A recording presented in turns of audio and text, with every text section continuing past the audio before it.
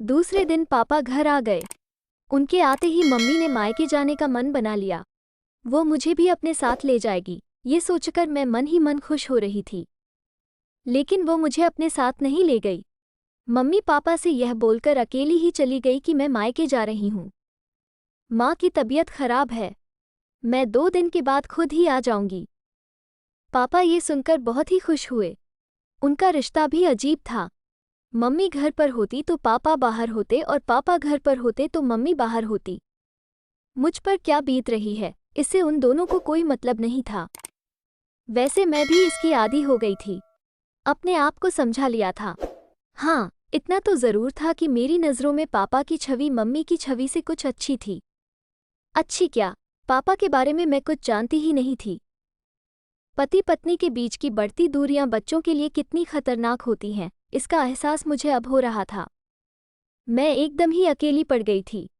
आज मैं दोपहर में ही स्कूल से घर लौट आई। दरवाज़ा खुला हुआ ही था। हाथ में फाइल लिए मैं बरामदे में आई तो जनानी आवाज़ सुनकर चौंक गई। अगले पल ही मैं इस सोच में पड़ गई, मम्मी आज मायके सुबह ही चली गई। ये पापा के बेडरूम में कौन औरत है? मैं ये सोचती हुई बेडरूम की ओर बढ़ गई। खिड़की का दरवाज़ा बंद था। दरवाजे में कुंडी लगी हुई थी। मम्मी पापा का बेडरूम एक ही था। मुझे ज़्यादा सोचना नहीं पड़ा कि अंदर का नज़ारा कैसे देखूं। दरवाजे के उस छोटे से छेद से होकर एक आंख बंद कर दूसरी आंख से मैं अंदर झांकने लगी। पापा एकदम निर्वस्त्र थे, और वह महिला, जिसे मैं कुछ कुछ पहचानती थी, नाइटी गाउन में थी। वो पापा के साथ 1-2 बार घर पर आ चुकी थी। मैंने दिमाग पर जोर दिया तो उसका नाम भी याद हो आया। उसका नाम रवीना था। रवीना यही कोई 22-23 की छरहरी देह वाली खूबसूरत महिला थी। वह मम्मी से अधिक सुंदर भी नहीं थी तो कुरूप भी नहीं थी। मैं हैरान थी। जिस पापा को मम्मी पसंद नहीं करती है, उस पापा को एक उससे कम उम्र वाली युवती पसंद करती है। यह ईश्वर की कैसी लीला है। इतने में ही रवीना ने नाइटी गाउन उतार कर एक तरफ रख दिया। मेरे तो पैरों तले से जमीन ही निकल गई। मैं यह सब देखकर हैरान हो रही थी। कमाल है, बातचीत से इतनी सभ्य और सौम्य दिखने वाली रवीना कितनी चालू है। मेरी माँ भी तो रवीना की तरह ही सौम्य और सीधी सादी लगती है, लेकिन इस मामले में कितनी शातिर है। मैं तो एक शातिर और बच्चलन स्त्री पुरुष की संतान हूँ। मेरा भविष्य कैसा होगा। तभी रवीना ने पापा की दाई जांघ पर कसकर चिकोटी काट दी। लेकिन वह जरा सा भी गुस्सा नहीं हुए, बल्कि उसे और प्यार से अपनी गोद में बिठा लिया। मुझे आज भी याद था, एक बार मैंने पापा को गुदगुदी कर दी थी तो उन्होंने मेरे गाल पर एक थप्पड़ धर दिया था। मुझे बदतमीजी पसंद नहीं। मैं गाल सहलाती ही रह गई थी। और आज पापा रवीना की बदतमीजियों पर कोई ध्यान न दे रहे थे।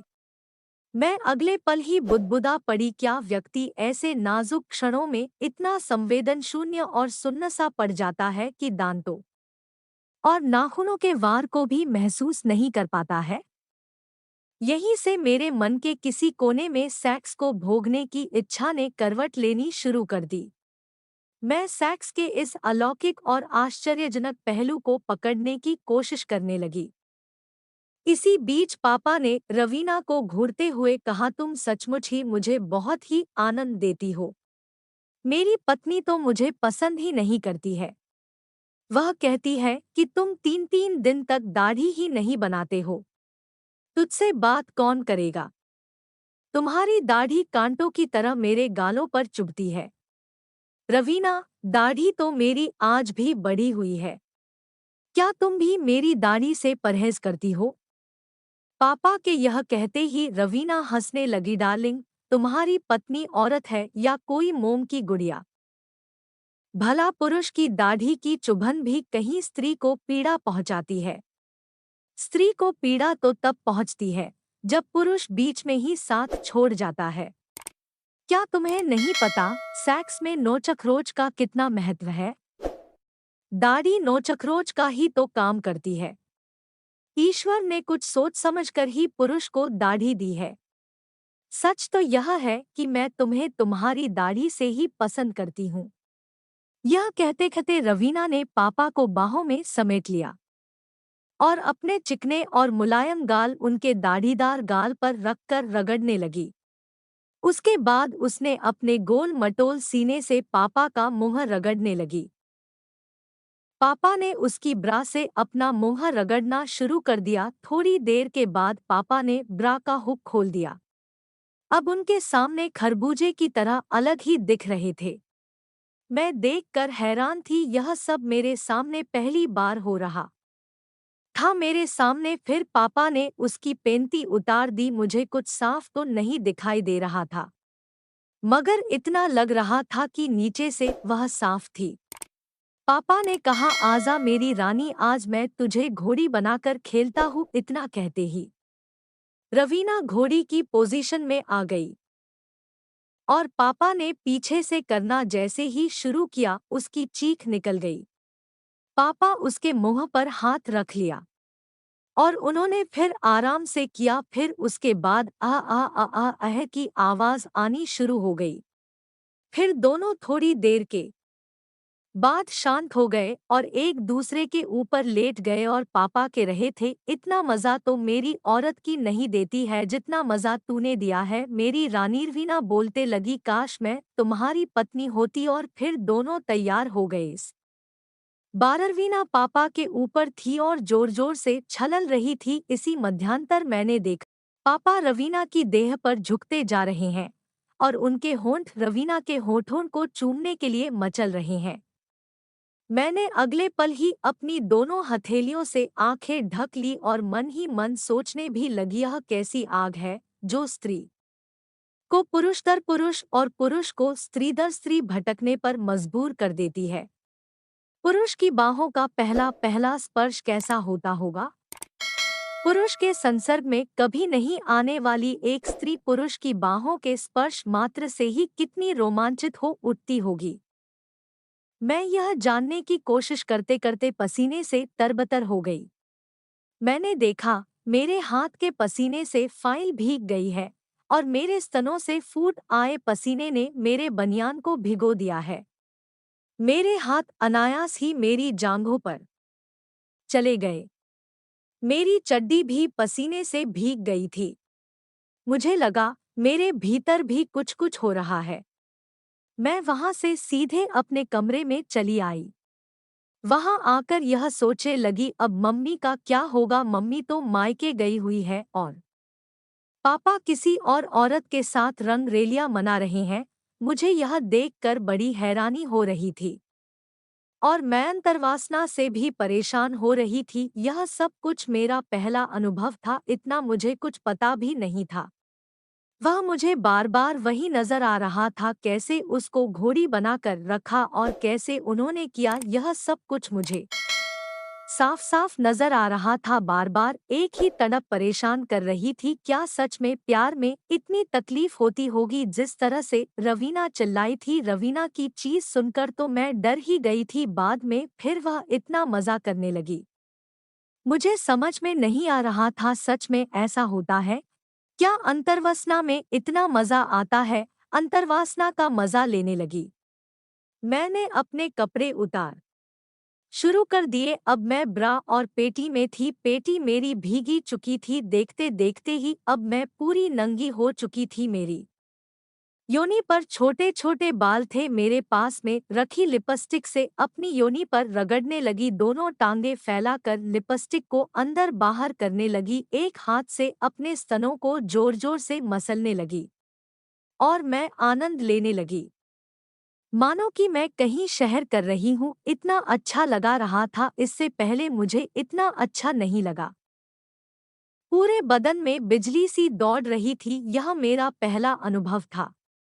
मेरे बदन में एक आग सी लग चुकी थी और ऐसा लग रहा था कि कोई आग को ठंडा कर दे।